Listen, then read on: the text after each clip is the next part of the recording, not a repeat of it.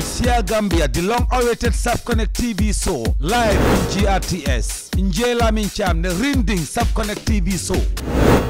It is one of the leading real estate developing agents in the Gambia.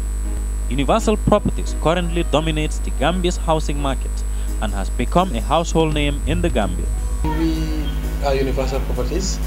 We have been into real estate business for so long, and all what we do is providing house, land to the Gambian people.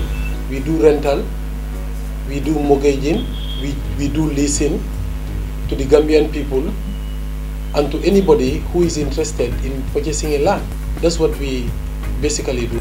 The company, established in 2009 by Mr. Alhaji Sanyang, a young enterprising Gambian entrepreneur, offers quality services such as sale and letting of quality properties throughout the Gambia, as well as a complete range of property services, including land purchase and land preparation, residential and commercial sales and letting, land purchasing for investment, property valuations, and mortgage advice. As low as $2,500, you will be able to have a piece of land. As low as $100, you should be able to have a piece of land. This is Universal Properties. We urge all Gambians to come on board. Its properties are well located at areas that are accessible to good road networks, electricity, and water. Universal Properties is your trusted partner. Visit Universal Properties today on FIB building along the Kerawa Avenue. Universal Properties, in God we trust.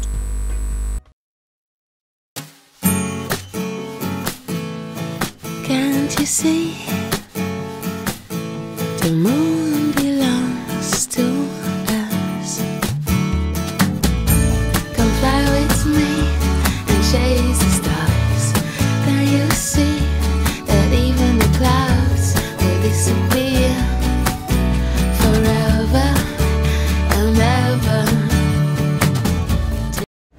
Chubar manewana jigen sopal tebul wolu nyak bu manala kubutoy chiboko nango abobo sivinda bada ti di dabida ta divinda bada la len ku ne ka bole la Saf Connect ku la Saf Connect ma hamne yo do ku correct iso boy dro killer he is the flow killer su ko ne he werege su ko ne he dancehall su ko ne he rap su ko ne he bala hal music is his work ku ko bugu togal yo Saf Connect if I not dro killer so do le muna gina correct so log in. Welcome once again to the people. So Saf Connect live and direct from GRTS, connecting you to the world. Our friends, our families all over the diaspora, we saying thank you for watching, thank you for supporting, thanks for all your text messages, loving you all from the bottom of my heart. Saf Connect crew, we love you all. Dilen wahati jere Jeff, Dilen Geramat, Dilen Santa Wat, the Satan Saf Connect rek every Wednesday time bila bukendem GRTS nyoko yor. Choli lu xew ci bitim rew lan la nit ñi di wax Thione Ballago Seck digante mo Youssou Ndour hey fi dina toj tay woto mbadingol al kanata dlato al siyale television jibe bi minaba kering diamol mimba siyarin Senegal chol mimba internet be kono Saf Connect nata wala sambale jam exclusive minaba kering Thione Ballago Seck ani Youssou Ndour tem suñ ci paré dafa dañoo sétane benn danan xam ngeen ne 21st of December affaire bu gara mo fi am bore bu maga ca Serekunda West Mini Stadium xam ngeen na team Saf Connect dañoo support lamba parce que lamba dafa bokk ci suñu aada bi kon nak lu ñoo def ñen leen dem sétane Papa Thione Ballago Seck ci kéram Dakar West Foire Thione Seck bismillah. Lamine Jam ma ngi lay nuyuwaat di nuyuwaat waa Gambie di nuyuwaat waa Saf Connect ayca lo bëggati ñun moom tey moom suñ tànk fii moom pour leeral la ñun ñu ngi Gambia ñu ngi dégg ay lu ñoo wax appel ay words yu bari li words mooy ñu ngi dégg ay xibaar yi daal ay wax yi ne Thione Seck ne nii Thione Seck ne lii mooy yeew léegi comme ba yaa ngi Saf Connect mu nekk sa télé nag nga leeral ñu fii lu xew lana xew Thione Seck yow yaa ma gën a xam li xew ndax yow yónnee nga ma message nga ne ma Thione stop fighting waaw ban kay yow koy kon xam nga li xew. waaw li xew mën naa ko nettali parce que dama understandul lu tax benn waay mu dem ci benn journal rek. observateur. mu wax ne Thione Seck daf ma def lii daf ma yore lii ok ñoom mën nañu bind waaye ñu xaar ba am suma version. ñoom laajuñu ma. ndax li kii wax dëgg la wala du dëgg. ñoom xamuñ ci dara.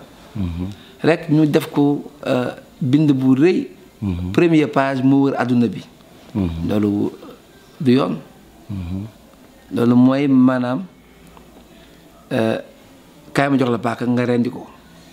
noonu laa koy gisee. boobu non correct. dañu waroon bàyyi ba am sama version ñu ne ma Thione. kii kat ñëw na wax ne lii. yow lan ngay wax.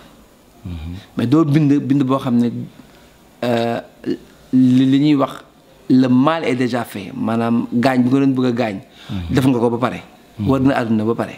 nga naan Thione Seck ñu ngi koy jéem a jot waaye jotuñu ko woor nañ ko ci ay waxu tappale. loolu laa jotee ak ñoom moo tax ma leen di porter plainte yóbbu leen tribunal. kon da nga leen yóbbu tribunal. bu soobee yàlla. tribunal lan nga si yaakaar. lu ma tribunal jox rek mu ma xam ne lii la mais man bëgguma injustice. waaw te puis ñoom dañu xaw a yabaate. yabaate mënta weesu loolu. wallaay azim.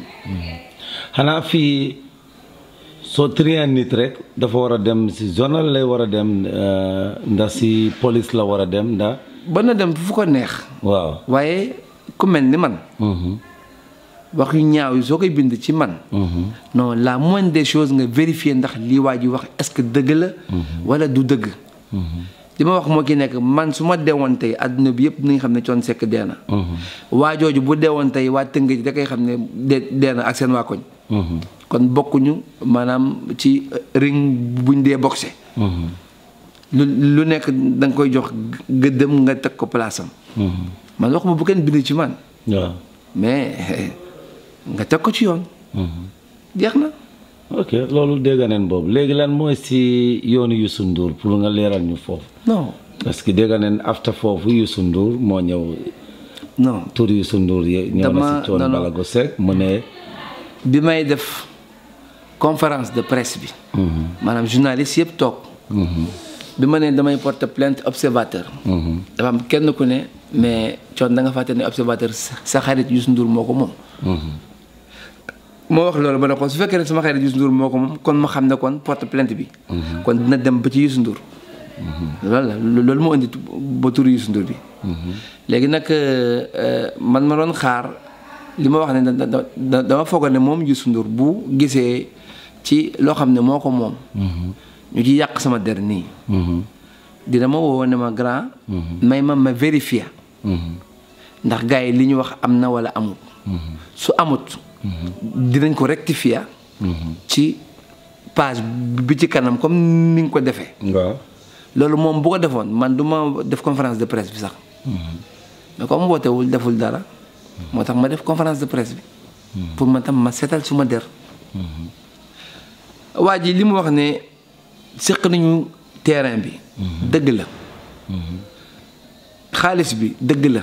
mais dafa am contrat de vente. ñun ñëpp ak yow xam nga ne financement international. du gaaw. dafa yéex. ñu def contrat de vente ñu wax ne. bu ñu signé 3 mois. mooy ñetti weer. ñu xaar bu fekkee ne yëf yi ñëwagul. contrat boobu nul na baaxatul. ñu saay na beneen 3 mois. léegi 3 mois bi muy jeex. bi njëkk a saay bi muy jeex man dafa ma fekk maa ngi nekk tournée Italie. waaye bi ma ñëwee. fekk na contrat bi jeex na. waaye nag kenn saaynatul beneen contrat. lu tax mooy moom waa ji mu ngi woon ci prison bi. waaw moom waa ji. ba pare borom terrain bi ci diggante bi ñëw na ne ma moom génn na ko moom ci njaay bi. waa ji waa ji ma seqal ne moomu terrain de. moom maanaam courtier la courtier. maanaam bu jaayee moom da ciy am dara. waaw. léegi nag ci diggante bi ki nga xam ne moom terrain bi. am na ak moom tuuti problème. waaw mais mu ñëw ne ma moom génn naa ko ci njaay bi. booy fay nga fay ma. bés boo bëggatul suba terrain nga delloo ma ko direct. sans intermédiaire waaw. loolu am na kayit. waaw. ngeen seen loolu yëpp. waaw. soo léegi lu tax moom mu dem si observateur bi. dafa ñëw bi ba tabaski desee fukki fan yooyu mu ne naa ko jox 10 millions. 10 millions francs CFA waaw. loolu pour lan lu tax mu ne nga jox danga ko dig oo. non. même si même jaay bi ba léegi. waaw. te moom xam na ne borom. kër gi ne bul ko jox. génne ne ko. danga ko dig 10 millions bi ndax. digg moo ko dara ba noppi moom xam na ne contrat bi. contrat de vente bi. 3 mois bi. bu 3 mois bi jeex na waaye kenn signé waat ko. maanaam li ñuy wax renouveler. contrat bi kenn renouveler wut ko ok. voilà. léegi nag mu ne moom dafa am problème ki tabaski bi naa ko jox 10 millions. ma ne ko man aw ma 10 millions. bu ma la jox te su ma ko amoon sax borom kër bi nee na bu ma la joxati dara ndax loolu la ñu signé. ok comme moom bi mu laaj 10 millions bi. ñëwul ci man direct. dafa yónni benn waay. man tam ma wax loolu waa ji. yaa ngi dégg. est-ce que moo yónni kooku. waaw moo ko yónni waaw. ok. mu ne nag waaw parce que Papa Thione am na ko ndax doomam mu ngi nii di lëmb réew mi maanaam Wally la bëgg a wax waaw maanaam Wally mu ngi Wally fii Wally mu ngi rëmbalee bi. am na 10 millions bu mu ma jox kooku ne ko déet Wally ak Papa Thione bokkul yow tam nag. bul boole lu bokkul. mu ne daal moom nee na du ma jox. kon léegi man xam naa ni may def. dem ci journal bi lan la. looloo tax maa ngi la doon laaj ndax journal fii soo amalee nit waxtaan jaay ak yii nii da ngay dem si journal bi tam bind ko. loolu ndax. su fekkee ne man maa moom observateur. yow Lamine Thiam yow yaay Thione Seck. waaye man mi moom observateur. yàkkamti naa yow la Lamine Thiam nga def benn erreur. rek ma bàcc ko. ok. kon looloo fa nekk. ñii ay badolo lañu. waaw soo léegi affaire bi bu naka ngeen ko leeralee lu tax ngeen dem si presse borom kër gi lan la wax ku moom borom kër bi si boppam léegi lan la wax bu lii ñëw génn si. moom dafa moom leeral na paatam bi. day wax ne moom wax bu sew moo ko ceeb bu sew moo ko gënal wax bu sew. waaye léegi bàyyi man dinaa ko woyal ceeb bu dijj. waaye nag bu mu fàtte nekk wax bu sew bi. bii nii. non jëf bu sew bi moo ko indi. jëf bu sew bi moo indi wax bu sew. waaw parce que ñoom man foogoon naa ne kenn du waxati Thione Seck Youssou Ndour. depuis Bercy. waaw foogoon naa ne loolu jeex na. histoire la boo xam ne mu ngi suñu ginnaaw. mais àdduna moo gudd tànk. foogoon naa ne lii. du am mukk ci àdduna. soo yow si sa yaakaar Youssou Ndour yéeg na lii. dama ne. oo yéegut ko oo loolu waaw. rajo bi moo ko jëkkee pendant une semaine. rajo Youssou Ndour si rajo moo ko jëkkee pendant une semaine am na woykat bu mag boo xam ne am na doomam sax buy woy. kooku sax léegi sax dafa mel ni sax ku xaw a dem sax retraite. kooku dafa amee 100 millions benn waaye dañ ko yóbbu ci yoon nangu li mu am yëpp. loolu pendant une semaine. non Youssou Ndour dégg na loolu. te ni ma xamee Youssou Ndour xam mentalité ni muy fonctionner. bu xamul woon kan la sax dina laajte ne ki ngeen di wax kan la. lu wax bu leer laa la wax. kon rajo bi moo ko njëkkee. boobu yéen xamu leen naka li xewoon ndax. non te xanaa déggoo li ma la wax ñoom ñoo ko njëkkee ci rajo bi. balaa ñu koy indi ci journal bi. waa gi daal bëgg na yàq sama image yàq sama tur ñoom dimbali nañ ko. waaw ci waaye nag heureusement. alhamdulilah.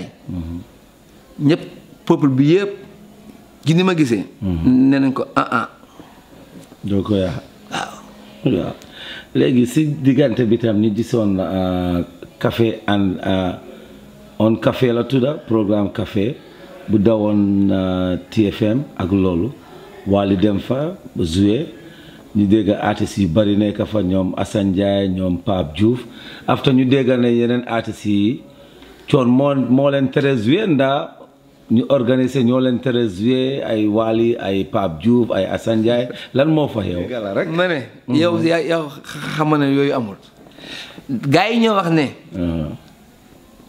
bu ñu génnewul Wally ci programme bi Pape Diouf du ñëw man loolu laa dégg waaw understand ma tam pourquoi loolu man wax naa ne Pape Diouf suma doom la comme ni Wally nekk suma doom amoon na place am foofu waroon na ñëw play wax dëgg yàlla waaye mais su fekkee ne ñoom ñu ne bu ñu génnewul Wally ci programme bi moom Pape Diouf du ñëw loolu man mënuma ki dara léegi ñi nga xam ne ñoo ko organise xam naa ne ñoom ba def nañ seen yëf amul problème so xanaa dëgg Pape Diouf mu ngi woon si publicité bi rek waaw li dëgg man la moo nañ ko bàyyi mu ñëw ndax amoon na place am foofu wax dëgg yàlla mais ba benn léegi diggante Wally ak artistes yi nii yow naa nga ko gisee nii ndax du mel ni Thione Seck coono bum Thione Seck Youssou Ndour ak problème Thione Seck yu daj yëpp yow naa nga gisee bu Wally bi naka lay demee nii léegi dara xam naa Wally maa ko jur xam naa ne xol bu rafet la yor Wally amul problème yaakaaruma tam ne ñeneen ñi am nañ problème li ma leen di conseil daal mooy ñoom ay xale lañu génération bii di ñëw ñoom la ko suñu borom jagleel nañu fexe nu ñu juboo ba ku nekk jël sa wërsëg ndax affaire bi géej la ku ne xaj nga ci waaw kon mbaa yow yaa ngi advice Wally pour bu mu dugga si waaw cooy ABCD nii dëgg la bés bu ne maa ngi wax ak moom ci loolu léegi ceeb DJ Thione Seck bi boobu naka lay ñëwee xaaral ba mu ñëw waaw kon dina DJ lan du DJ non ceebu Caroline lay doon ceebu Caroline Uncle Benz bu ngand Uncle Benz waaw bu ngand ba la koy woyal da na ko ba kaa ñu lekk ceebu dijji ok waaw gis nañ tamit tay Papa Thione bu lii pare daal Papa Thione dafa mel ni gaynde bu fudeeku daal génn bëgg a ñëw woy si léegi kay comme man damaa toogoon jàpp suma njàmbur waaw léegi ñoom fexe nañ ba génnawaat man ci sama noppalu bi léegi ma ne xaaral ma jóg liggéey jeex na léegi maanaam tàmbali naa liggéey bi door na daal door na te tàmbali naa ok lan lañ war a séntu si Papa Thione bu soobee yàlla xanaa dellu studio rek ba gaaw génn affaire yi ok mu jeex la laay sa message pour yow sa fans yi ak sa xarit yi bala ngay àggale yal na yàlla may jàmm ak wér mooy base bi mooy number one jàmm ak wér gu yaram amiin waaw mooy base bi bu ko amee rek li gi des yëpp bénéfice la rek buy ñëw ci kàttanu yàlla waaw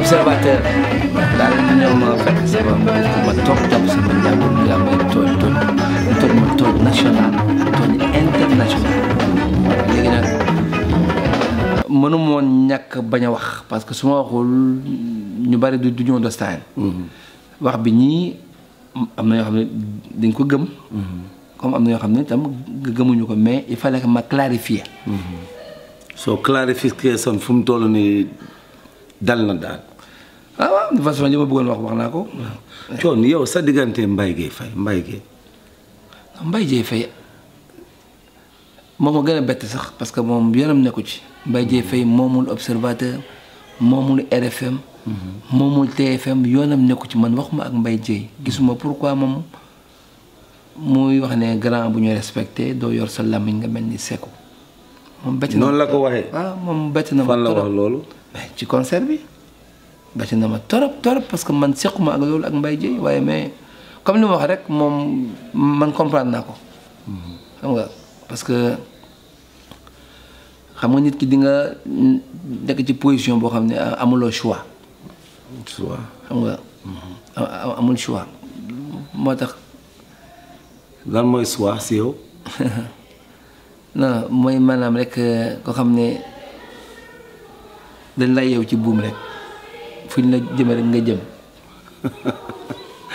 waaw boobooy choix waaw moom il n'a pas le choix ok léegi yow sa diggante yeneen artistes yi mbaa nii la aw ma benn problème ak yeneen artistes yi aw ma benn problème yow sax yaa ma gën a xam loolu aw ma benn problème waaw lii pour Saf Connect la ñu fu mu jaar ñu natural ñu waxtaanaa yow laata nit ñi ak loolu you know aw ma benn problème ak yeneen artistes yi man ñëpp laa respecté waaw mais nag soo ma bëggee jéggi ma yemale la sa place am yoo xam ne duma ko nangu doo yàq sama der ci àdduna bi rek ci loo xam ne ay waxu fen la amul fu mu tegu vérifié loo ko parce que Lamine Thiam ñëw na wax la rek nga ne acca xaaral ma bind non loolu même loi bi fii sax ba daf ko tere waaw looloo tam ma jaaxal ndax nit ñi dañoo wax ne rek lii la Thione Seck wax rek gars yi bind ko loi ku nekk ñu jóg ñu ne lii la Kumba Gawlo wax oo Titi wax rek ñu bind ko si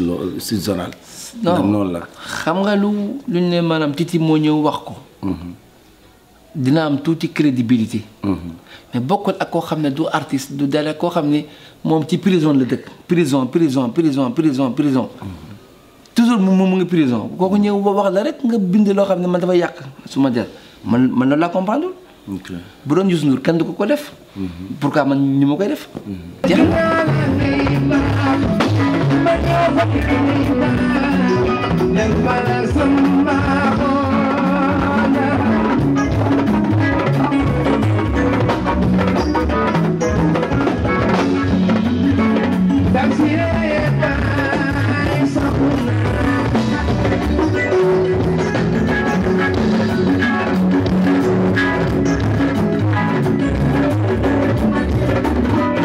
mbaɗi won wolom Thione Seck gaañi ko koye Papa Thione jarul ñu introduce leen waaye déggal ngeen lu mu wax si laaminam diggante moo Youssou Ndour diggante moo waaye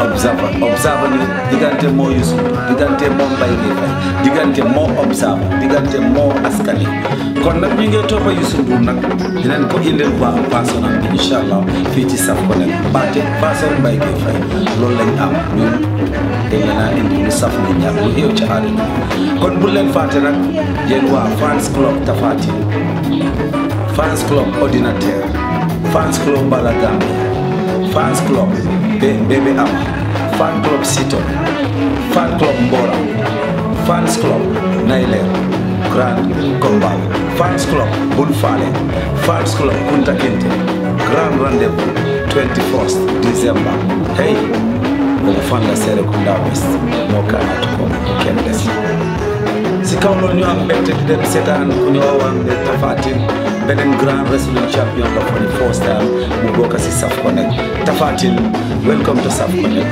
wax lan nga pareel waa Gambia yow Tapha Tine on the 21st December muy sa first time Takashi rip nga rip fii ci Gambia acca ñu dem takk ci rip takk ci rip waaw di dem di rip léegi takk ci rip ñu waa Gambie nag waaw asalaamaaleykum jaam di nuyu sama manager Sall di nuyu Sénégambie yëpp di leen bëggee xam di nuyu sama fans yi foofu ñu may woo tout le temps naan ma kañ ngay ñëw Gambie léegi nag app bi jot na Tapha Tine mu ngi waaj pour ñëw Gambie le 21 décembre quoi incha allah bu ci yàlla àndee maa ngi koy waaj bu baax a baax pour ñëw bëggeel Gambie yëpp waaw maa ngi nuyu ñëpp di bëggee ñëpp comme yaa ngi fa bari tooma yi ak fans yi Borey Gambien yow naa nga gisee invitation bi pour sa contribution pour développer lamb Gambia. waaw mais kontaan ci rek xam nga comme que man Gambie des fois dama doon romb ci milieu bi rek pour dem mosuma dugg si biir xam nga damay kontaan trop pour ñu invité ma foofu xam nga mu ñëw bégal sama fans yi foofu saafanteeg ñoom gën a xamanteeg waa dëkk bi quoi parce que dina mu amal njëriñ dina mu indil leneen quoi vraiment. comme yow sa bés bi bés boo xam ne sa bés la Gambia muy première fois nga dem Gambia tam na nga waajal bés bi ak loo war a indil gars yi lu ñu war a expect si yow.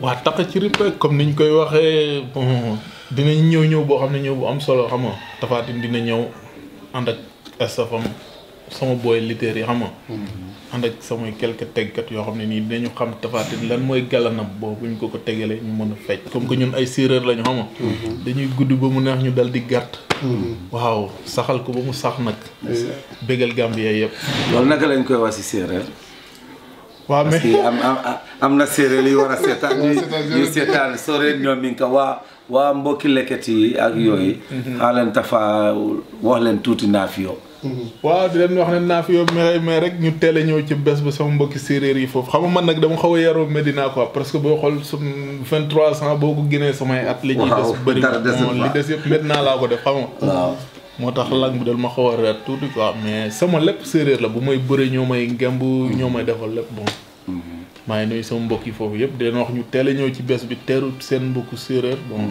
ñu tegal ma lu neex ma feccal leen lu neex xam na ne Borey Gambia bi demawut si kanam trop xawuta dëgër lool comme na yéen yëpp am ngeen fu ngeen ko jaaree yow bu ngay tàmbalee sa premier combat naka la ak bu ngay ñëw si stade bi comme fay kase yi naka lañ meloon pour yeneen bor yi ñi nga xam ne ñu ngi door Gambia tam ñu xaw a xalaatee boor boobu waa dëgg la xam nga lamb moom loo gis liggéey bu ne day laaj nga jàng ko mokkal ko man dama commencé ci mbappat xam nga di bëre ay 5000 ay gros saabu fii ay gros suukar lu ne bëri naa ko dafaa nga dem mbappat paasuñ super sax bu la indi doo ko am xam nga kon nag li ma leen di wax ñoom ñi foofu ñu gën a góorgóorlu quoi te xam ne lamb xale moo koy def sport xale moo koy def boo jàppul bañ a bàyyi dina ñëw en tout cas man Tapha Tine loolu laa gëm te loolu laa nekk bu léegi parce que booy xool sama premier combat maa ngi koy rappelé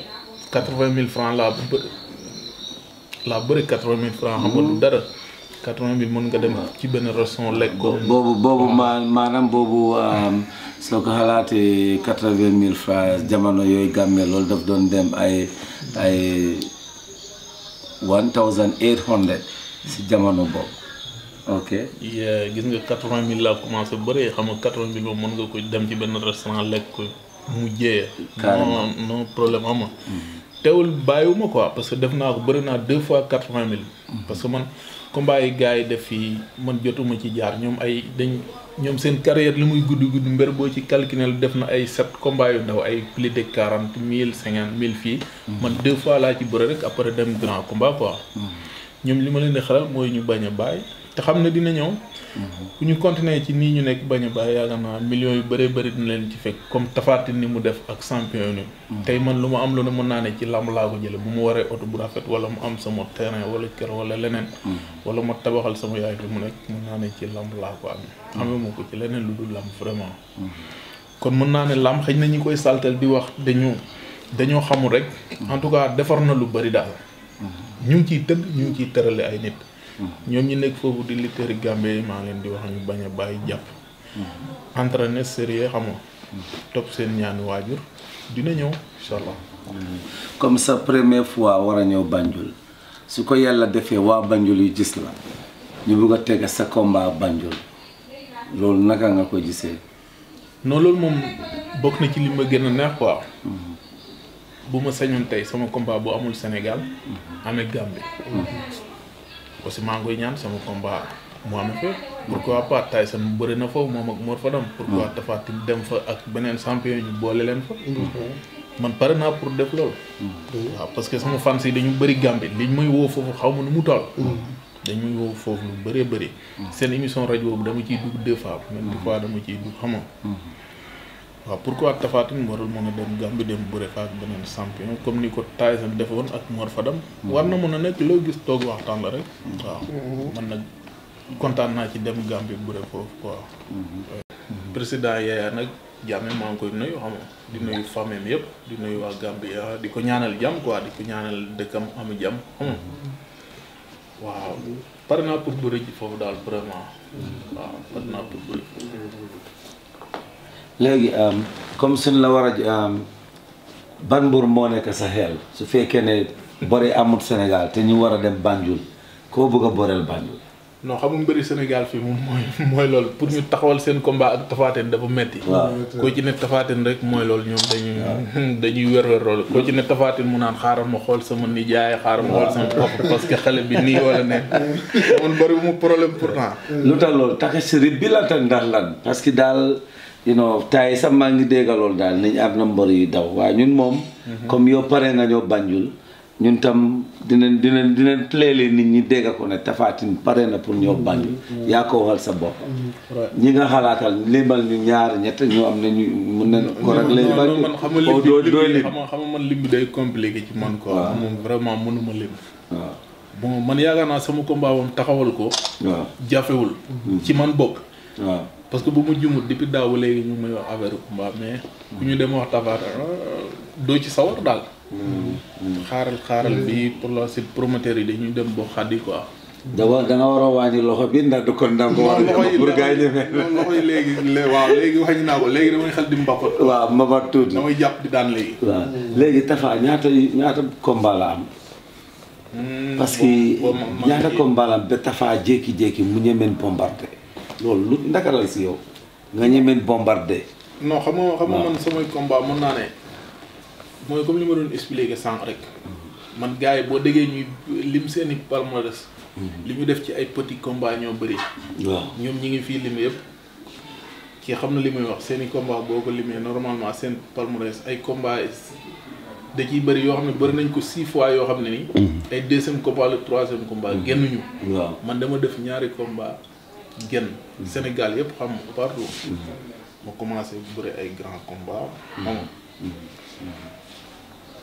kon nag champion Sénégal waruñu ma mën a daw war nañ mën a ñëw bëri ak man waaw lanay sa grand moment bu nga ñëwee sa ban combat moo la gën a neex yow bu nga bëroon fii bon bëri na mën naa ne xëy na sama premier combat bi ma jëkk a def ci la nekk ñaata parce que loo xamul Saaka Joor numéro 2 bii laa jëkk a bëreel si lam daan ko xam parce que loo mosul def xamoo ko bëri dóor xam parce que su boobu dañ ma jékki dóor ma benn coup ma jaxasoo xaw ma lu may def parce que c'est la première fois dama mujj rek dem jàpp daan parce que mën naa ma bëri naa doole période boobu après ma jàpp ko daan ko ci ay secondes quoi combat boobu neex na ma aussi sama dernier combat bi ma bëri ak Bombardier neex na ma aussi vraiment parce que champion bu toll ni Bombardier mosul kenn mosu ko yóbbu ardo nga fayati moom lu tollu ay 45 minutes normalement xam nga combat bu ma neex la daal vraiment bokk na ci combat yi ma gën a neex ñen nga bëgg ñoo jël time trop xam naa waa Gambie suñ gisee lii dinañ kontaan xam nga ñu ngi la waajal ñu ngi lay xaaral bés bi tamit loolu danaay sa dernier message pour waa Gambie waaw di leen nuyu di leen siyaare di leen ñaanal jàmm di ñaan seen dëkk bi jàmm Sénégambia mu yàgg am jàmm mu bañ a am benn problème di leen wax ñu ter Tapha Tine rek mu ñëw yëngal foofu ba mu yëngu waaw loolu la am lu ma leen di wax di kontaan ci yow ci am aussi ak Saliou ak staff bi yëpp dégg naa thank you seen sant leen gërëm parce que ñun man moom daanaka mosuma ñëw Gambie damay romb rek waaw mais seen dëkk bu ma neex la quoi te am bis am président boo xam ne peut-être ku baax la ku yaatu la ku am diini tamit ku bëgg l'islam la quoi. mais ñu koy ñaanal yàlla may ko fan wu gudd ak wér gi yaram. ak njabootam yëpp. mais bëgg nañ tamit jour boobu bu ñu fa ñëwee. ñu def fa loo xam ni kenn mësu fa ko def. mais comme que Tapha Tine dafa ñëw temps yi dénkuñu ay mbiram. pour ñu koy jàppale si lépp li ko bëgg tamit. ñu bàyyi lépp jàppale ko ànd ak jàppale ko si biir ak biti quoi. xool tamit ñu xool lu ko dul gaañ ñu koy si protéger. loo xam ne da koy jéemale kanam ñu jàppale ko si. parce que loolu lañ parce que nit ku dem ba jël la ne la yow la quoi. loolu dëgg dafa diis quoi. dëgg la ma rek ñun nag dañ siy def lu ñu mën ak lu ñu mënul. dem ko jàppale quoi. parce que xam nga sas dafa metti bëgg nañ bu suñu ñëwee Gambie nga xam ni Tapha Tine ñëw na Gambie. te yàgg na wax na ma am na ay fans foofu yu bëri. Gambia loolu moom trop. yu ko bëgg mais nag bëgg nañ bëgg fu ñu ne waa Gambia yëpp ñëw. ñëw teeru ko comme ni téere bu. ñu tamit moom ñëw def lu mu war a def. ba Yaya Jammeh ba Yaya Jammeh kontaan comme que Yaya Jammeh moom dafa bëgg làmb. waaw bëgg làmb. léegi nag ñun dinañ joxe tout pour def loo xam ni moom Yaya Jammeh dina kontaan. soo waral suñ la laatee liggéey Tapha Tine neex na ndan naxari nekkul na nu mu fi nekk na wax ñu. non liggéey Tapha Tine neex na dafa nekk koo xam ne dafa yaru. dafa discret dafa maanu. te du mbër bu arrogant quoi. te mbër bu am yar la am diini. am islam te xam nga rek mbëri léegi dafa am ñoo xam ne peut-être seen mentalité. moom mooy amuñu sax problème quoi mais seen mentalité mooy xaw a des quoi. mais nag foog ñu am ñu leen jege ñu leen wax fi ñu war a jaar ak fi ñu warul jaar. parce que pour ñu bañ leen di leen nax quoi. parce que des fois promoteurs yi des fois dafa dañuy abuser ci mbëri. di leen war a fay li ñuy war a fay. ba pare di leen war a jàppale ni ñu war a jàppale. parce que boo nee da ngay tëgg combat ba pare mais mbër mii nga yaakaar pour mu gagner la race pour mu jàppale sa combat ne. kon mbër bi da nga ko war a jàppale quoi. waaw biir ak biti tamit doo dem ba si biir di leen dagg yenn xaalis yeeg yoo xam ne pour man c'est pas intéressant quoi. ba pare loolu tamit si ñoom lay jógee ba pare bëgg ko def mbëri. loolu c'est pas normal. man daaw mosuma dem stade man lamb yëpp télé laa koy seetaan. mais des fois damay dem gis yenn comportement yoo xam ne du ne loolu moom mooy tax sax du ma dem stade. parce que da ngay dem gars yi dem làmb ñuy commencé di sànni xeer di xeex. pour yooyu c'est dépassé quoi. ñu ngi war a dépassé. dañu war a civilisé pour loolu. parce que dañu dem pour foo sport la quoi. pour ñu bëri kuñ gañewul nga ànd génn dem ndànk. parce que violence bi amul sens quoi. violence bi tant que ñu ngi koy def si làmb rek làmb day gën a bés. dañu war a bàyyi jéem a violence. ne jéem a xool donc Sénégal ñëpp doon benn. jàppale liggéey Sénégal jëm kanam. loolu moo si am solo quoi. comme yow léegi su fekkee ne Gambien bëgg nañ teg combat Tapha Tine ñu jaar si yow naka lañ ko war a defee. ak yow est-ce que moom pour jot la pour loolu est-ce que buntaa ngi ubbi dina yomb day metti. ñun ubbil nañ ñëpp buntu. mais nag bu ñuy ubbil ñëpp buntu dañuy fekk ñu def ko si base yu leer. yu clair nga xam ni. ki tëgg combat bi du am problème. mbër bi du am problème. manager bi du am problème. parce que nit ki chaque jour. ku dee ak sa bàmmeel. chaque jour looy lijjanti nit daf ko war a respecté. parce que boo signé nit contrat da nga ko war a respecté. kon boog mbër boo ko jëlee fay ko xaalisam. dafa la war a bëreel su heure bi nga ko waxoon noonu def ko ñu ubbil nañ ñëpp. Yaya Jammeh ne ñun comme dafa bëgg bëri ñun bu ñu soññee problème ñu ut benn mbër promoteur bu mag. yóbbu Tapha Tine def fa benn combat bu mag boo xam ne musul am boo xam ne bu dàq Tapha Tine bu ko dàq Mor Fadam ak kii Tyson. waaw mais pourquoi pas. parce que comme Yaya Jammeh dafa bëgg làmb. waaw ñun ñu defar ko loolu am na pare nañu moom si moom la. rematch bi mun na nekk Gambie rematch Tapha Tine Bombardier. mais bon boobu laa bëgg sax parce que xam nga fu mu ne nii làmb jooju. moo dàq si làmb yi pour man. moom mooy référence làmb bi ba léegi. Tapha Tine daan na ko mais daan boo xamante ni. parce que dem na ba mu njëkk kay. mënu woon téye dara ñu jox ko mais bu ñëwaatee léegi dinañ xam ne ñoo ko dàq doon ñoo ko dàq bëri. làmb jooju man je préfère que ñu Yaya Jammeh tëgg ko yóbbu Bombardier ak kii. incha allah ak Tapha ñu bëri ko foofu. waaw parce que combat pour man combat du siècle lay doon. parce que boobaa revanche la parce que boobaa ñun dañuy bëgg dem jéem a jël couronne bi rek. nekkaat roi. waaw. moom bëgg nañ ko quoi mais Yaya Jammeh moom su bëggee ñun pare nañ. waaw pare nga.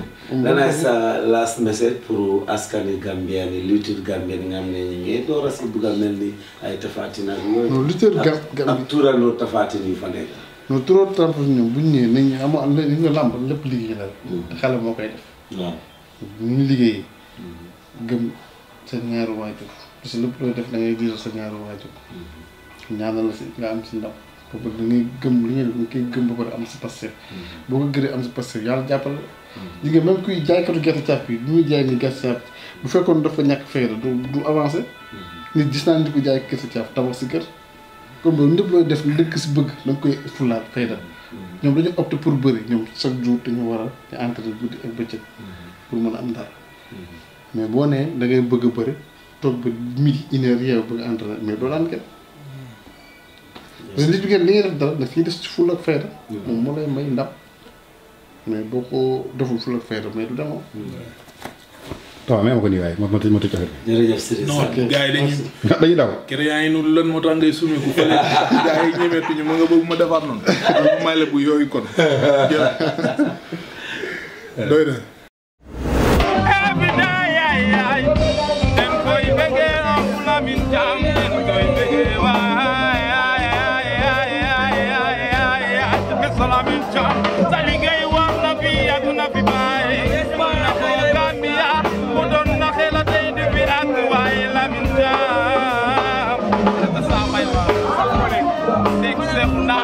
Saf Connect. If I not broke la so do le muna gina correct so login.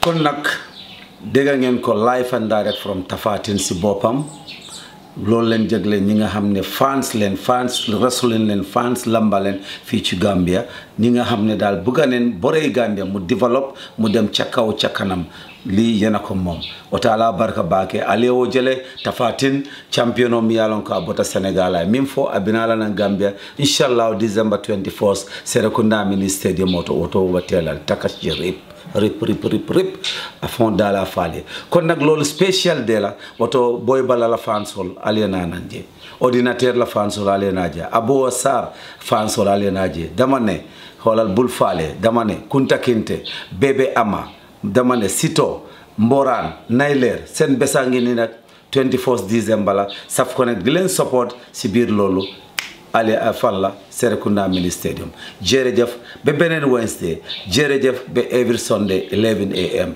the people so Saf Connect to the world.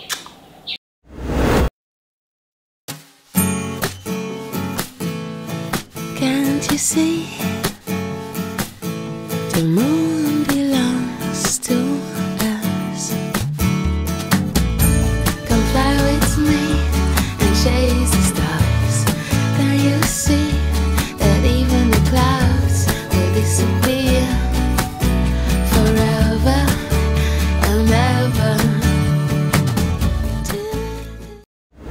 It's here Gambia, the long-awaited Saf Connect TV show, live on GRTS. Njela Mincham, the Rinding Saf Connect TV show.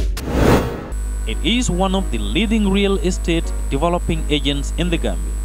Universal Properties currently dominates the Gambia's housing market and has become a household name in the Gambia. We are Universal Properties.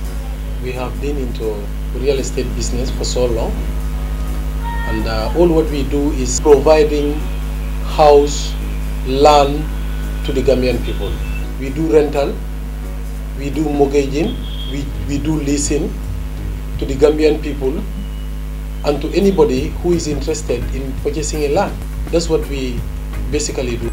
The company, established in 2009 by Mr. Alhaji Sanyan, a young enterprising Gambian entrepreneur, offers quality services such as sale and letting of quality properties throughout the Gambia, as well as a complete range of property services, including land purchase and land preparation, residential and commercial sales and letting, land purchasing for investment, property valuations, and mortgage advice. As low as $2,500, you will be able to have a piece of land. As low as $100, you should be able to have a piece of land. This is Universal Properties. We urge all Gambians to come on board. Its properties are well located at areas that are accessible to good road networks, electricity, and water. Universal Properties is your trusted partner. Visit Universal Properties today on FIB Building along the Kerawa Avenue. Universal Properties, in God we trust.